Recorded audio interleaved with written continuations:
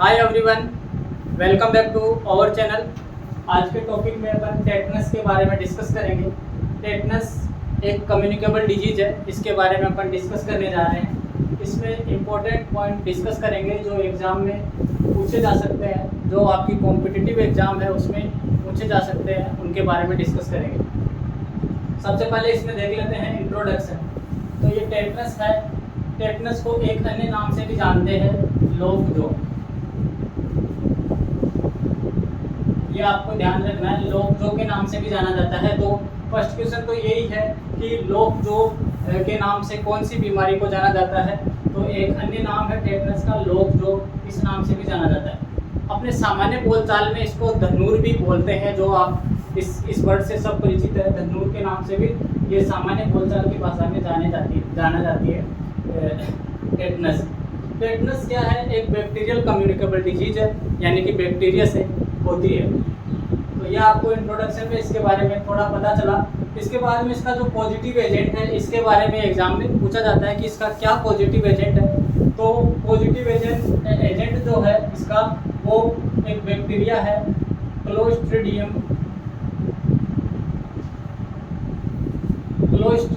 Tetani. Clostridium tetani bacteria से ये फैलती है। क्लोस्ट्रीडियम टेटनी बैक्टीरिया क्या करता है, जो किसी वुंड के थ्रू जो कट लग जाता है, वुंड या कोई किसी भी प्रकार से कट लगता है बॉडी में, तो उस वुंड के थ्रू पेनिट्रेट करके बॉडी में सर्कुलेट होता है। और तो ये इस प्रकार ये एंट्री करता है बॉडी में, क्लोस्ट्रीडियम टेटनी। ये जो बैक्टीरिया है वो सोइल में, यानी कि मिट्टी में, और एनिमल्स के अंदर ये पाया जाता है। तो सोइल में, मिट्टी में ये कई वर्षों तक ये सुप्त अवस्था में भी, डोरमेंट फेज में भी ये पाया जा सकता है। ठीक है, तो ये आपको ध्यान रखना है। एक खतरनाक केमिकल ये सेक्रेट करता है, जिसका नाम है एक्सोटॉक्सिन।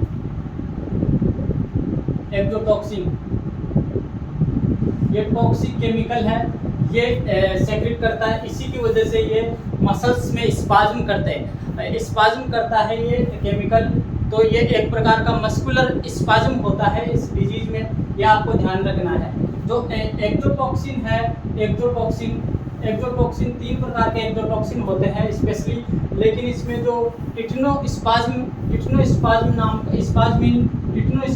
नाम का एक्सोटॉक्सिन है वो ज़्यादा खतरनाक होता है, और ये मसल्स में स्पाज्म करता है। इतना आपको ध्यान रखना है। इसके बाद में इसके sign symptom, generally sign symptom इसके नहीं पूछे जाते हैं। इसमें जो स्पेशल जो साइन सिम्टम है वो ही पूछे किसी भी बीमारी के, मतलब वो स्पेशल करेक्टरिस्टिक्स होते हैं जो कि उस बीमारी को अपन पहचान सके। तो इसमें भी कुछ स्पेशल करेक्टरिस्टिक्स होते हैं, वो ही एग्जाम में पूछे जाते हैं।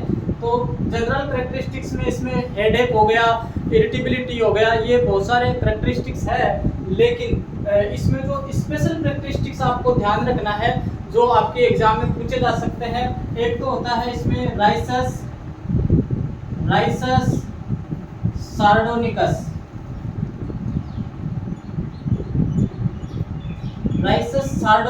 यह आपको ध्यान रखना है। राइसस सार्डोनिकस में क्या होता है, जो फेशियल जो मसल्स होती है वहां पे उनमें स्पाज्म होता है, यानी कि फेशियल मसल्स में स्पाज्म को एक नाम से जाना जाता है जिसका नाम है सार्डोनिकस, राइसस सार्डोनिकस। एक दूसरा वाला स्पेशल कैरेक्टरिस्टिक्स जो फीचर है वो देखने को मिलता है, वो है ओपिस्टोटोनस पोजीशन।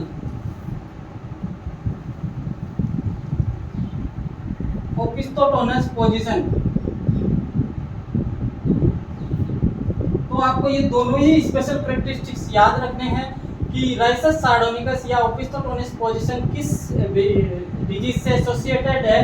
तो that is associated to tetanus. Opisthotonus position में क्या होता है, जो एक प्रकार का इसमें सिनेरियो क्या होता है कि जो पेशेंट है उसकी जो बैक मसल्स में स्पाज्म होता है, बैक की जो मसल्स है उसमें स्पाज्म होता है। तो इस प्रकार की उसकी पोजीशन हो जाती है, पेशेंट की ऐसी पोजीशन होती है। तो ये आपको देखने में नजर आ रहा है कि इसमें धनुराकार हो जाता है बॉडी, तो इसी पोजीशन के नाम से इसका नाम टेटनस पड़ा, धनुर नाम पड़ा। तो धनुष जैसा इसमें बॉडी देखने को मिलता है। तो ये दो स्पेशल कैरेक्टरिस्टिक्स है, तो आपको ये ध्यान रखना है। अब प्रिवेंशन अपन देख लेते हैं। प्रिवेंशन क्या, तो इसमें जो वैक्सीन है, वैक्सीन लगाए जाते हैं प्रिवेंशन के लिए। वैक्सीन में टेटनस वैक्सीन लगता है 0.5 ml।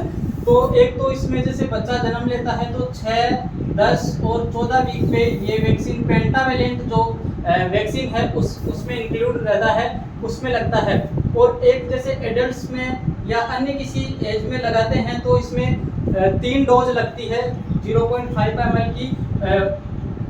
एक फर्स्ट डोज, फिर सेकंड डोज और फिर थर्ड डोज ये लगती है, जो अपन वैक्सीन में इसके बारे में पढ़ेंगे। IM लगता है 0.5 ml। और इसके बाद में प्रेगनेंसी में भी क्या है, ये वैक्सीन लगाया जा सकता है, क्योंकि जो महिला प्रेग्नेंट है तो उसमें 2 डोज लगती है।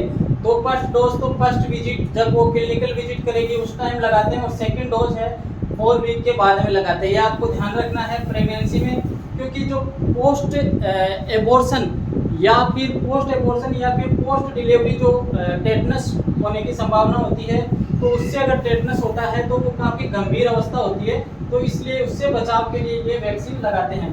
और टेटनस जो वैक्सीन है, टेटनस वैक्सीन किल्ड वैक्सीन है, इसलिए इसको प्रेगनेंसी में लगा सकते हैं। तो ये आपको ध्यान रखना है कि ये किल्ड वैक्सीन है, ठीक है, किल्ड वैक्सीन। इसके बाद में नर्सिंग मैनेजमेंट और ट्रीटमेंट में देखते हैं। एक्चुअली इसमें जो ट्रीटमेंट है या फिर नर्सिंग मैनेजमेंट है, तो सिम्प्टोमेटिक मैनेजमेंट किया जाता है।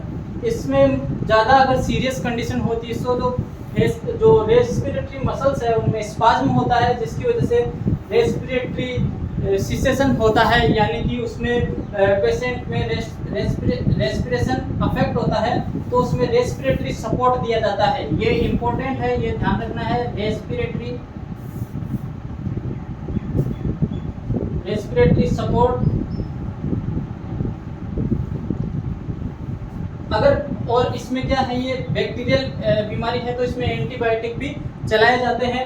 इसके साथ सिम्प्टोमेटिक ट्रीटमेंट किया जाता है, और इसमें जहाँ पे कट लगा है उसको वाटर से, टेप वाटर से उसको क्लीन करना है अच्छे से। ये आपको ध्यान रखना है। Cleaning of wound. पेशेंट को टेटनस हो गया है तो उसमें इम्यूनोग्लोबिन भी लगाए जाते हैं। इम्यूनोग्लोबिन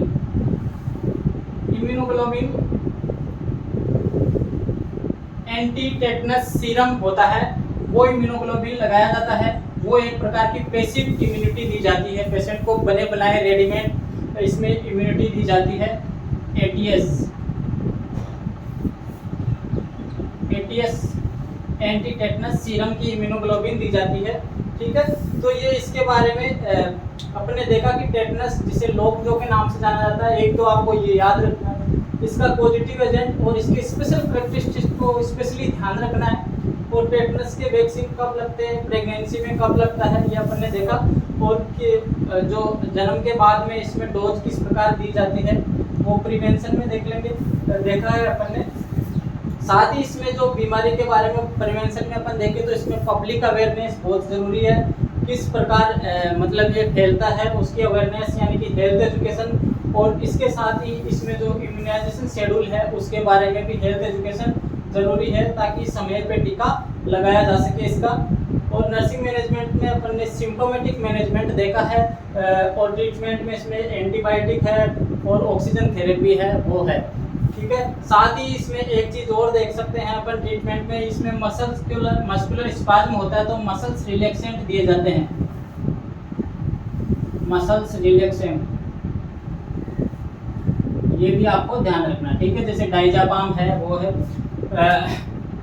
डाइजापाम, ये मसल्स रिलैक्सेंट दिया जाता है डॉक्टर की एडवाइस पे।